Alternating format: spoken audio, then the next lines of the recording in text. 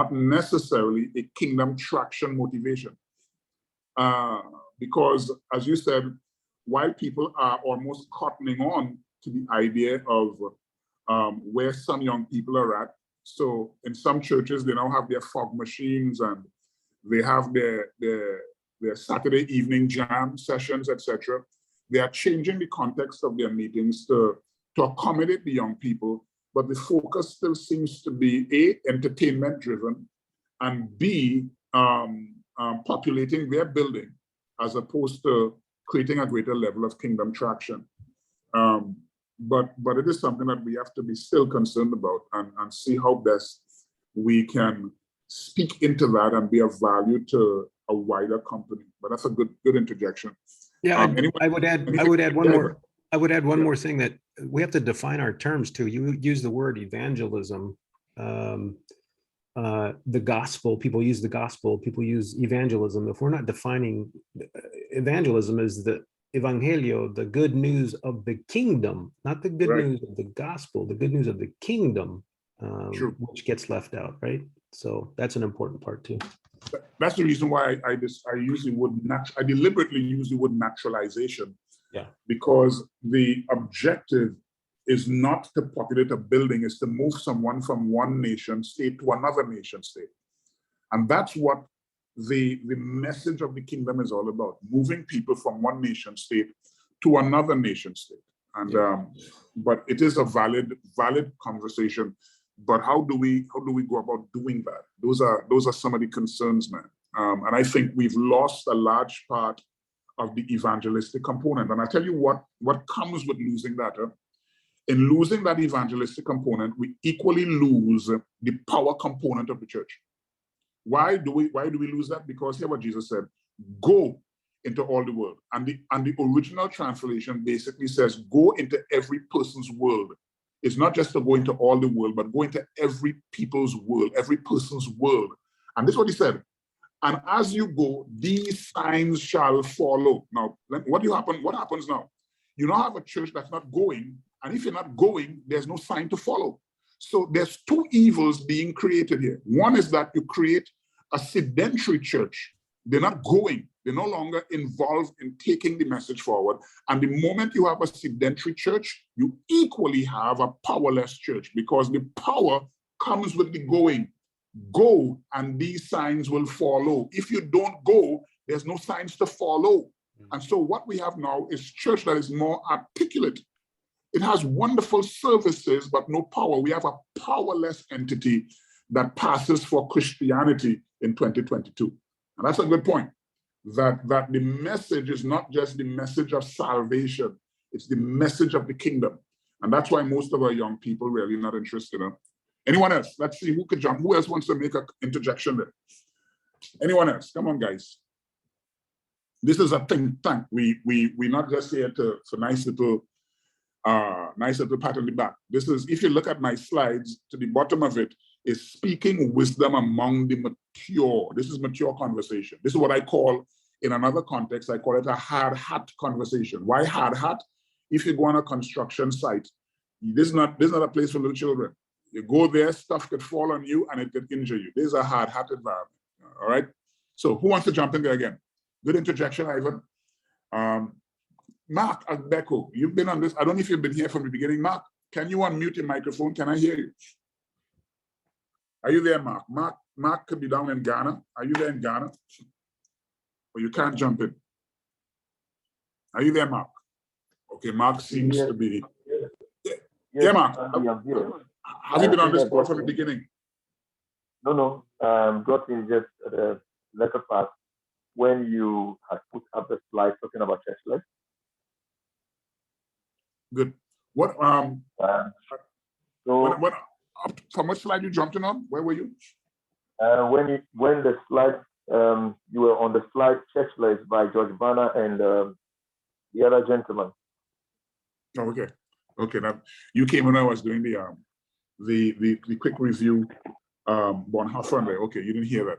Okay, well I'm gonna deliver you from any interjection. Let me ask Cheryl, you've been here from the beginning. Let me throw you under the deep end. Let me throw the deep end here, Cheryl. Cheryl, Lewis, you've been on the call. What have you been hearing? You normally have some very nice, pithy conversation, pithy input. Let me hear one of your pithy input. I don't think I have any this afternoon, but I'm really intrigued looking at the various categories of Christians and the migration effect. And what you're saying is so very relevant to the and I call it small c church of this age, because all we're doing really is trying to keep people there, keep them in the same group, in the same environment, but we are not really paying attention to making kingdom citizens. And that's what I'm hearing, and I'm intrigued by that. Right. A little bit distracted because I had another transaction doing that. Okay, excellent. Excellent. Anyone has any questions or concern? One of the things about dialogue is that dialogue is not only in the area of just agreeing on those points that you feel comfortable with, but there may be something said that you're not in agreement with. And so it is important that we keep this platform open in such a way that it is not just designed for you to speak in the areas that you feel comfortable. But if there are things that are said that you don't feel comfortable with, then you're equally open to ask a question, voice a concern, and throw it out there. Anybody would have anything that you want us to expand on, explain a little bit more about? You have like a secondary layer of insight, or what I call a secondary illumination. Anyone like that in this conversation? All right. Going once, going twice. All right, then let me get back in. I don't know if today is a more thoughtful company. People are just more comfortable thinking as opposed to contributing. So let me jump back in here and continue. Now, this next slide, I want you to be careful in listening to me, because there would be certain parts of it that can be somewhat offensive. The objective is not to create offense, but again, remember at the beginning, I identified the three areas where it is easy for us to ignore or bury our heads in the sand. One is, I call it willful blindness. The other one is Dunning-Kruger effect, where the little that you know, you believe it's all that should be known in order to discover everything else that is to be known. And the third one is what we call conviction bias. Conviction bias is where you only listen to and agree on those areas that speaks into your areas of conviction, all right?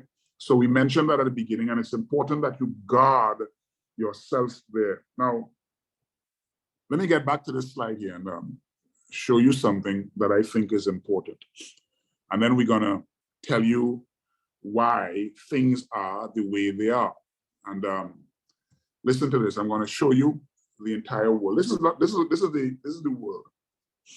And remember, inside of Josh Packard's research, he discovered that within the space of 3 years, the church in America lost almost 50% of their attendance. Now that is serious statistics. As I categorize the groups already, and you'll have seen the categorization. I'd categorize them as the unchurched, those who do not go to church. They are just those who are out in the world, and you have to bring them into the kingdom. It has the unchurched, the hyper church. They just love this stuff. They love the circus. They love it. They would never leave.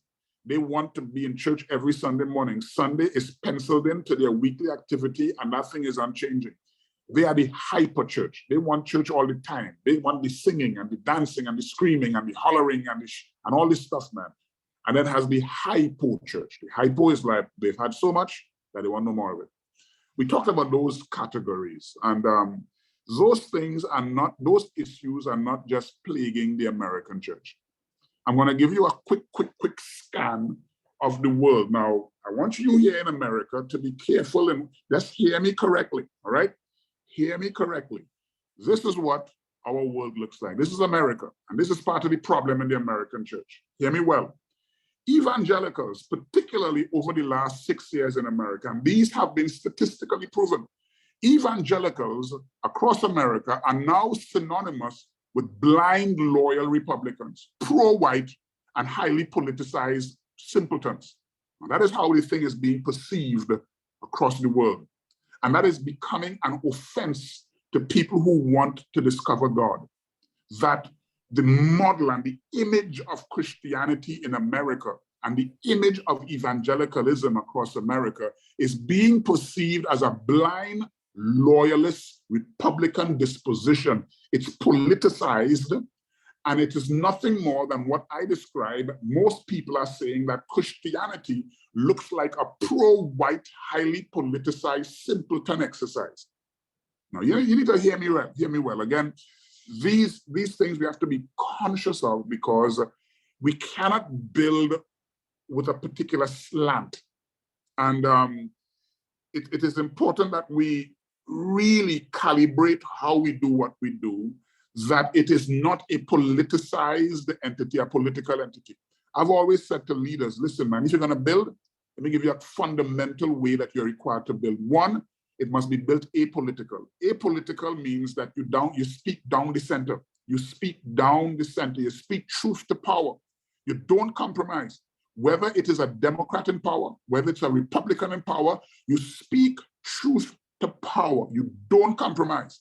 What you see in most circles of the American church is that they are very pro-Republican and very anti-democratic, and they're hostile in their disposition. And they hold is as though they become less kingdom and more political. Now that is, and so the outside, the average observer looking at the faith progress in America, this is what it looks like. And they would prefer taking a step back. The problem is not only in America, it's a global problem. This is Latin America. The Latin American problem is this: syncretism.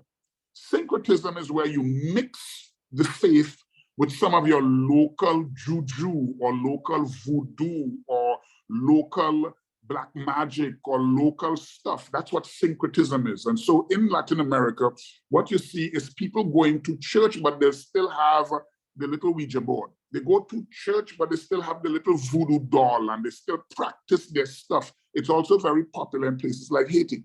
So syncretism is part of the movement in Latin America. Don't be confused when you see all these large swelling of people going to church. These are large numbers who go to church, but they still practice their little traditional religion in the backyard. And this is what's plaguing the church in Latin America: syncretism and revitalized Catholicism. That is the issue inside of Latin America. Now, we in the Caribbean, we have our own problems. And this is what the Caribbean church looks like. It's hybridization. Hybridization means that we take some of what has been old, we mix it with a little bit of what is new, and we have repackaged old religion with sophisticated academic jargon, which is now chic. So we say the same thing in a new way. Old things in new ways. We repackage old religion with sophisticated academic jargon. That's the problem in the Caribbean church, because we in the Caribbean, we're just too bright.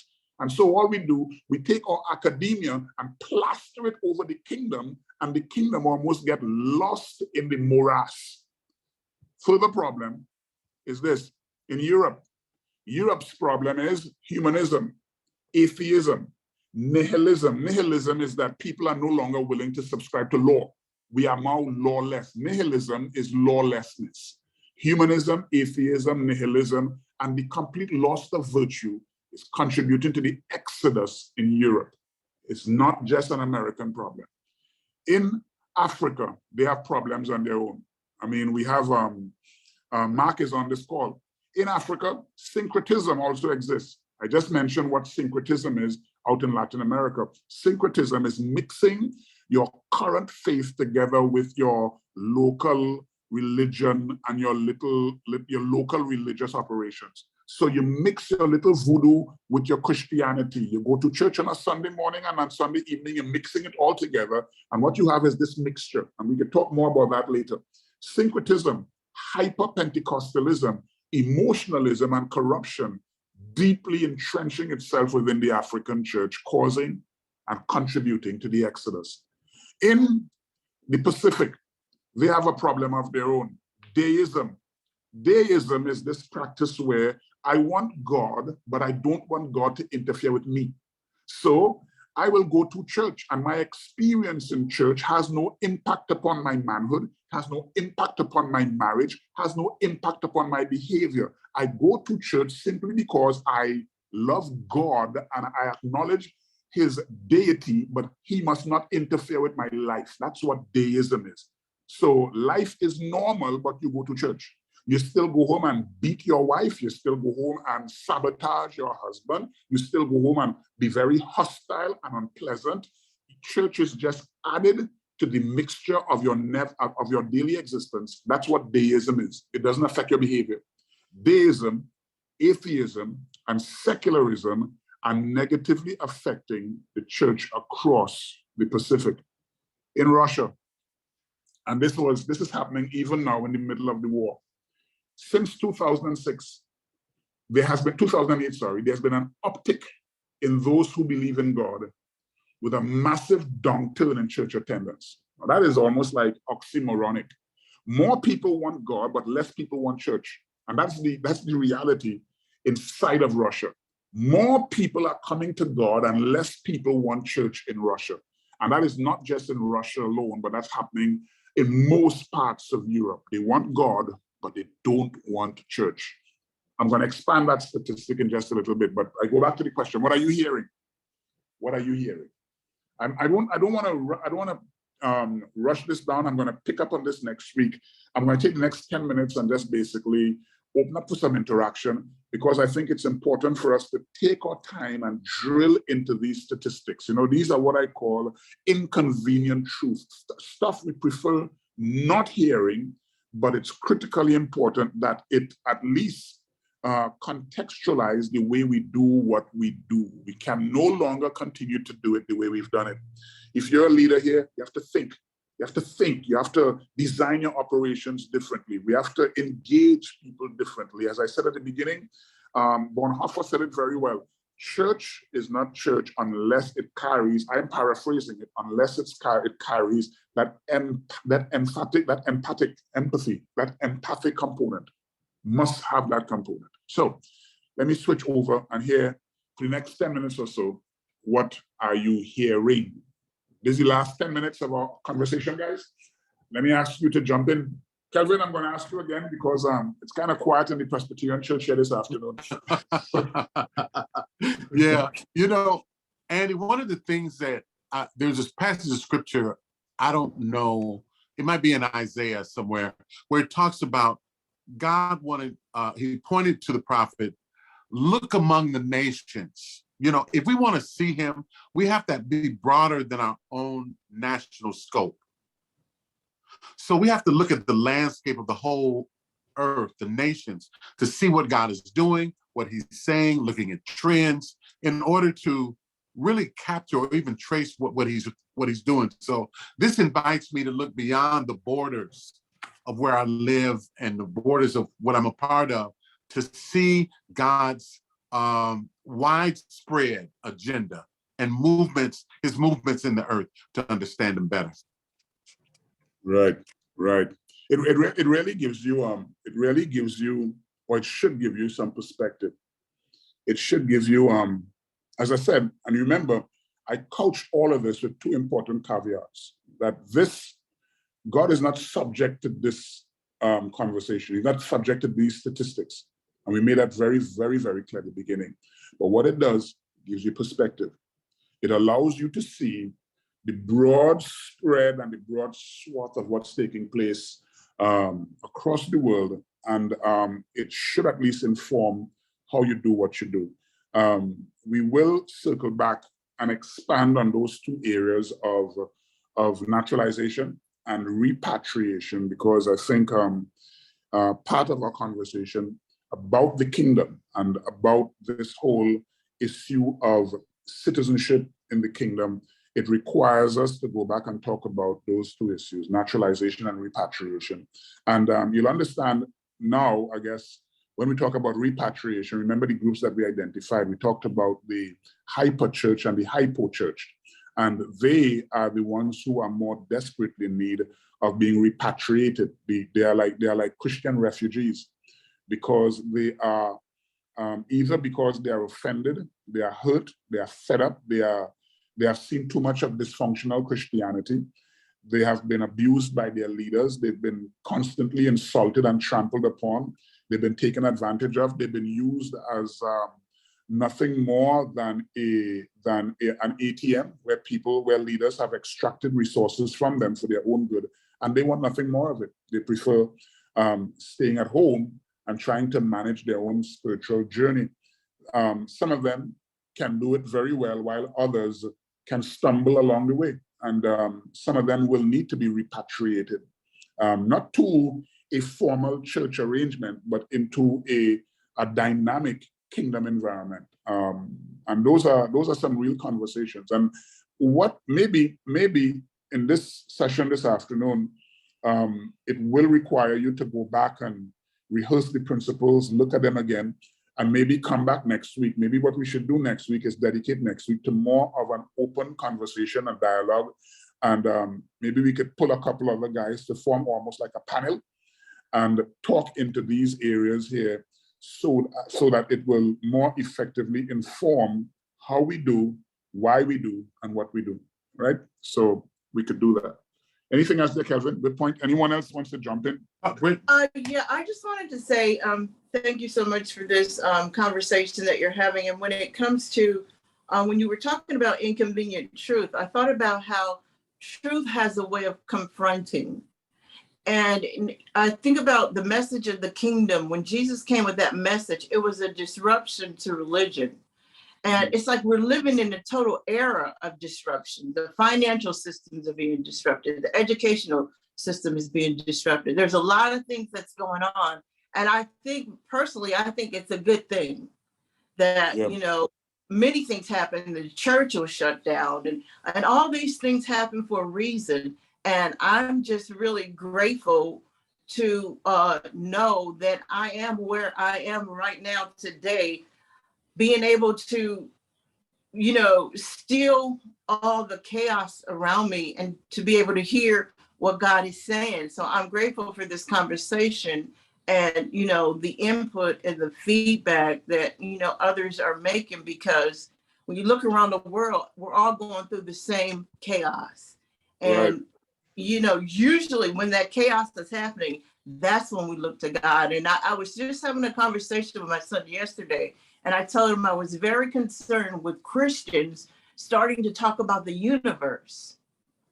And it's like the universe, you know, God is creator of the universe, but they come with these worldly wisdoms and the idea and peace and love and all this other stuff. It's like, no, we're not going to have that. So I was just telling him that he needs to be mindful of that, because I want to make sure that my grandson is learning the truth and keep it simple: Jesus Christ and him crucified. Okay. Good. Thanks. I see, is it Tim? Tim, your hand is up. Mic is yours, Tim. You got to unmute your mic. Are you hearing me? I think that's Tim Kutch down there, New Life Ministry. Can you hear me? Yeah, Tim. Yeah, man, your mic is open. Okay, I want to make this real quick because I'm still in my office right here. First of all, I really appreciate what you've discussed and what I was able to hear. I've been in and out of it. A couple of things. You talked about the youth and you talk about the kingdom. The first thing we realize is that the kingdom has an organic nature to it. And I think with our young people, we've tried to get them into denominational buildings and so forth. And I think when we infuse them with the DNA of the kingdom, then we don't have to worry about it expanding, because they will take it out. Because you put them in the right atmosphere, in the right place, they will take it from place to place. They won't be confined by what we have confined them by in the past, by, you know, making them good future generations of our church rather than progenitors of the kingdom. I mean, it'll totally switch. That's number one. Number two, the inconvenient truth. I think it was powerful what you were speaking there in the end, because I really believe the issue of being apolitical is very critical for the kingdom. It doesn't mean we don't speak into politics. It just means that our approach has to be, we need to see it from a sight that's different from worldview. There's something that Stephen said, I believe, when he was about to be martyred, he was rehearsing a lot of things, and he said one little statement that I like the little words. Sometimes we just kind of gloss over. He said, "The kings of the earth stood up," and in one translation it says, "The kings of the earth took a stand." And I've often seen that. I said too many often times we're afraid about people who've taken a stand, and I think the people who take a stand expose themselves to where they really are, and that's why you get evangelicalism and so forth really coming out and really standing where they really are. If you look at the political scene over the last 12 years, there's been some Trojan horses that have been out there that the believers have succumbed to, they've fallen for. And we need to take a look at this and be very clear that we speak truth and not be caught up in the rhetoric, because that's the very thing that will be our downfall, because we'll be no better than them if we're talking the same language as them and not speaking the language of the kingdom. With that, I got to get back into my office. Beautiful. Well said. There are two things I want to kind of jump in there based on what Tim said. The whole issue, just to stress again the need for us to be apolitical and speaking truth to power. Apolitical doesn't mean that you can't speak to the political entities. But what happens to most people is that they allow their political affiliation and their political loyalties to inform how they speak to situations. And over the last 6 years or so, the whole church, particularly in America, and not just in America, but it has bled into certain parts of Europe, has stepped into what we call a post-truth environment. Post-truth is where lies are now accepted. All kinds of conspiracy is now accepted. Almost every extreme, blatant, mad particular idea is now considered to be, is now trending and is now considered to be a viable option and this kind of stuff. Guys, it's important that inside of your commitment to the kingdom, that you do not lean too heavily on any side, I am neither Republican nor Democrat. I'm a kingdom citizen, and that's my first loyalty. And the moment you begin to allow your politics to invade your conviction, you are diluting your kingdom potency. And that's critical. The second thing is the whole issue of what I call parrhesia. Parrhesia is the Greek word for boldness, when the Bible says that the apostle and they spoke boldly. Now, parrhesia was a very important word among the Greeks, and it is in fact one of the theories that inform journalism. Parrhesia is a critical part of training a journalist. And a journalist basically should not be one that holds to a political opinion, but continues to speak the truth no matter what the circumstances are. So parrhesia is the ability to boldly speak your conviction on any particular matter and allowing that conviction to fuse itself powerfully to the principles of the kingdom. Hold to that more powerfully than anything else. And I think if those things continue to guide us forward, we would be saving ourselves from all kinds of unnecessary stumblings and compromises. But I think we're in a good place. But I think that we need to look at this conversation again, this particular conversation again, and see how we can create maybe a nice little panel and have maybe a couple guys just to speak into some areas for next session, and then open up for some more dialogue. What I'll recommend is that you come prepared, particularly because you know that this is where we're going to go next week. So go back over the information. Kelvin going to send you the recording. Go back over the material. Look at it again. Identify your concerns. Identify your questions. Identify the areas of secondary illumination. Write them down. And so when we gather together next week in a panel format, then you could be able to shoot your questions, your concerns, and your secondary illumination so that we all together will walk away with some degree of coherence. And I think that's important, right? So if there's no one else, I think if there's anyone else, oh, sorry. Fredrick. Sorry. Yeah, Fredrick, your hand is up. Yeah, man, Fredrick. Yeah, apologies, late to the party, but I'll certainly pick up the rest of the video once Kelvin emails it out. I just wanted, I came in on obviously the last slide and at the end. I think just to contribute, I think one of the challenges, one of the reasons why Christians end up becoming blindsided and really are forced into these sort of political zones, if you want to call it one for a better word. I'd like to give an example.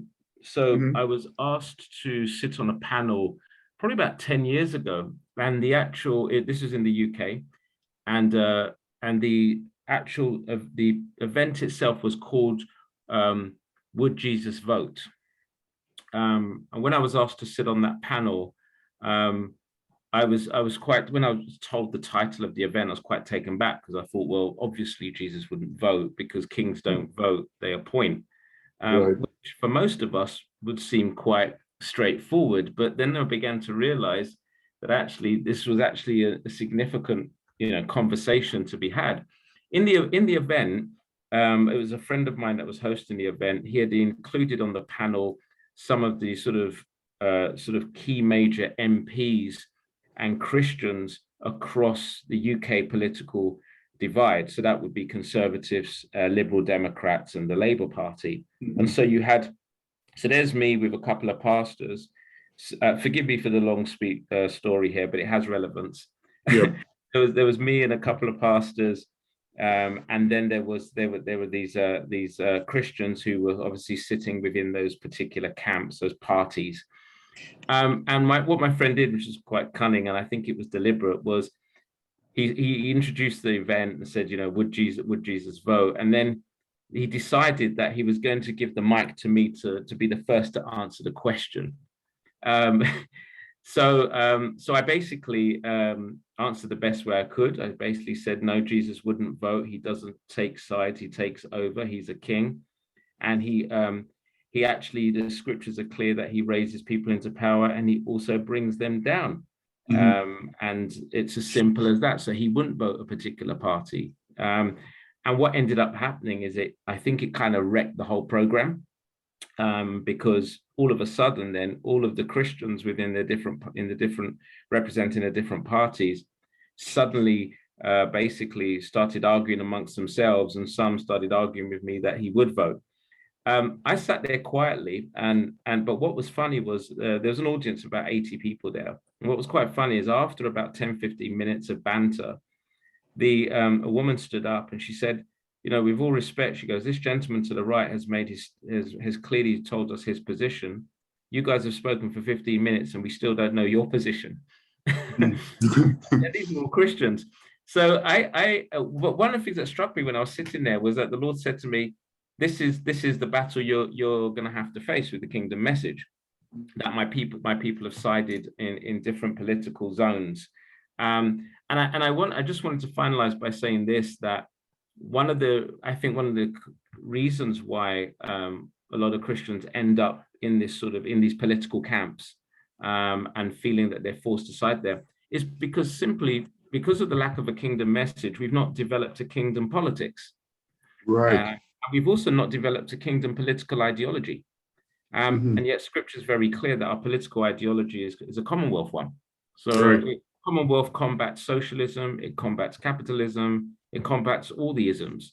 But because we've not developed a solid Commonwealth policy, ideology, then what happens is we then get hemmed into these political zones and we become, frankly, lukewarm to the kingdom as a result. So I just wanted to share that because I thought that was an interesting experience that, caused me to realize that we do need to develop a real strong political ideology within our communities. I totally agree with you there, Fredrick. I think that what happens is that the church just becomes a bunch of bandwagonists.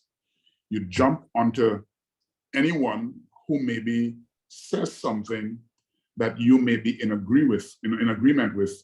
And sometimes all you latch yourself onto is maybe one or two little ideologies that you are in agreement with, and you tend to ignore all the other compromised positions that are far more injurious and can create a lot more eroding. The other thing too, I think, is that the church has not really contributed towards making a holistic individual, a holistic citizen who understands their civic duty. Yeah. Part of kingdom civics is knowing my role as it relates to you, that I cannot be so fixated on my agenda and my agenda compromises your life and think that I'm doing you a service. I think that the church has not really involved itself in what I call kingdom civics. It has not really explored the areas of what I call naturalization.